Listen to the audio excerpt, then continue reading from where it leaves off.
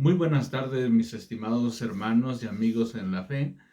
Queremos darle gracias a nuestro Dios porque nos ha permitido llegar hasta este momento tan importante en nuestra vida, en el cual ya después de algunos meses, seguramente cada uno de nosotros ha tenido que experimentar diferentes situaciones en su vida personal y familiar. Algunas situaciones agradables, como el tiempo en familia, como el poder disfrutar de un tiempo de estar en casa, pero también situaciones no tan agradables, como por ejemplo tener que experimentar o enfrentar problemas de salud, eh, problemas en nuestro trabajo, etcétera, etcétera. Y esto nos lleva a tener que pensar seriamente, a reflexionar seriamente en la razón de nuestra existencia, para que nosotros nos demos cuenta que realmente es tan importante el que cada uno de nosotros sepa cuál es la razón de nuestro existir y cómo debemos de vivir. Por eso insistimos como Iglesia Presbiteriana Príncipe de Paz en Pachuca Hidalgo que cada uno de nosotros debe traer reflexiones serias a su vida. Hoy jueves, como todos los jueves, tenemos a tener este tiempo de estudio bíblico en el cual se establece la importancia de tener eh, el motivo de estudio a través de las escrituras. Nosotros creemos que la Biblia es la palabra de Dios y por lo tanto es el sustento, la razón de nuestra vida. Y el día de hoy, como mencioné en la ocasión pasada, vamos a empezar una nueva serie pequeña de estudios que tiene que ver con algo que seguramente muchos conocen y tenemos que hablar acerca de los 10 mandamientos. Estos 10 mandamientos Dios los establece bajo un pensamiento, bajo un criterio, bajo un pueblo y bajo una cultura que a veces nosotros tenemos que aprender. Eh, en primer lugar, algo diferente a nuestros tiempos. Hoy en día pensamos como sociedad que los mandamientos son órdenes. Es una orden que yo tengo que cumplir. Y si son órdenes, a veces no nos gustan vivirlas. Ese es el gran problema que tenemos como sociedad. No nos gusta recibir órdenes y por lo tanto nos cuesta mucho trabajo. Por eso pensamos en la iglesia como algo negativo, porque pensamos que son órdenes, lo que puedo y lo que no puedo hacer. Pero cuando uno se acerca a la Biblia, encontramos que cuando Dios da los mandamientos, no necesariamente son órdenes. Claro que empiezan estableciéndose a través de mandamientos. Sin embargo, estos mandamientos tienen la finalidad de establecer una buena relación, una relación estrecha, en este caso, entre Dios y el hombre. Entre Dios y el hombre. ¿Cuál es la forma en que nosotros debemos de conducirnos? Es decir, entonces, que los mandamientos tienen el objetivo de establecer perfectamente el orden para vivir en paz, para poder tener que disfrutar de esta relación. Pero al mismo tiempo, y la particularidad de estos mandamientos que Dios estableció, también tiene que ver de mi relación con el prójimo, esa relación que yo debo de tener con las demás personas. Por eso es muy importante que nosotros los traigamos a la memoria, pero desde su perspectiva histórica, cultural, y así encontrar un significado propio para nuestro tiempo, porque la palabra de Dios siempre es vigente, siempre es actual. Entonces, hoy tómese este tiempo como una introducción de establecer Y a partir de la próxima semana estaremos estudiando uno a uno de los que se conoce como los 10 mandamientos, u otros conocen como las 10 palabras. Entonces, hoy tómese como ese pensamiento introductorio. ¿Por qué es importante? Porque tenemos que recordar, se estableció a través de un pueblo que fue llamado por Dios como su pueblo, un pueblo que tenía que una tarea fundamental de primero establecer esa relación con Dios y después ser bendición a todos los que lo rodean. Esa era la virtud de este pueblo, o esa era la tarea de este pueblo. Por eso en medio de un pueblo que se llamó Ur de los Caldeos, Dios llama a una persona, en este caso es Abraham, para que por medio de Abraham se empiece a formar, se empiece a gestar una nueva familia, un nuevo pueblo para que adore a Dios. Pero pasado el tiempo, y esto obviamente que es de manera muy general, pasado el tiempo, encontramos a esta gran familia siendo esclavos en un pueblo que en esos momentos era uno de los pueblos más importantes, y estamos hablando de Egipto. Entonces, solamente contaban con una promesa, la promesa que había escuchado Abraham de parte de Dios, que había sido ratificado con su hijo Isaac y con su hijo Jacob. Entonces, en este caso, no tenía nada escrito, solamente era una promesa dada al padre de familia. Por eso es importante que el día de hoy nosotros traigamos a la memoria esta reflexión. ¿Qué es lo que nosotros estamos transmitiendo a nuestra familia? ¿Qué es lo que nosotros estamos transmitiendo a las siguientes generaciones?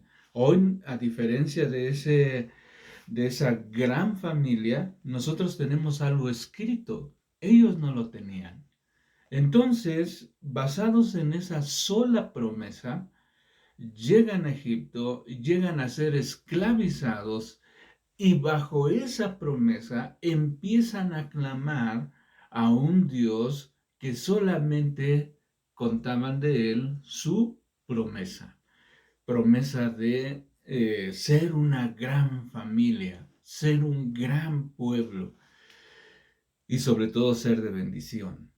Entonces, bajo ese pensamiento, ellos buscan a Dios, ellos tratan, ¿verdad?, de establecer esa relación con Dios, pero no hay mucho conocimiento de Él. Dios actúa y se manifiesta poderosamente y los libera, los saca de esa esclavitud.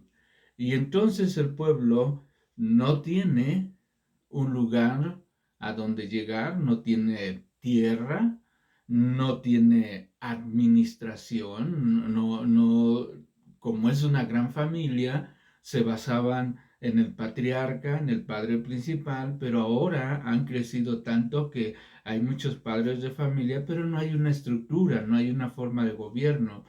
Y algo importante, tampoco hay algunas expresiones religiosas. No existen. Por eso Dios en el desierto lo va a ocupar para formar a este pueblo. Ahora le va a dar una tierra, van a aparecer en el mapa, les va a ayudar en su administración y sobre todo va a establecer leyes litúrgicas, cómo deben acercarse a ese Dios. Ahora ya no como una gran familia, sino ahora como un pueblo. Y es ahí donde nosotros llegamos a este punto introductorio. Están en medio del desierto. Y les decía, no hay un orden, de relación personal y no hay un orden de relación directa con Dios. Solo tienen una promesa. Y entonces Dios va a establecer estas leyes, estas líneas, estas estructuras, precisamente para tener un tiempo sano, un tiempo vital y un tiempo para disfrutar tanto con Dios como su prójimo. Y entonces vamos a ver el texto. Quiero que me acompañen al libro de Deuteronomio. Normalmente cuando nosotros hablamos de los 10 mandamientos, nos aprendemos los 10 mandamientos desde el libro de Éxodo.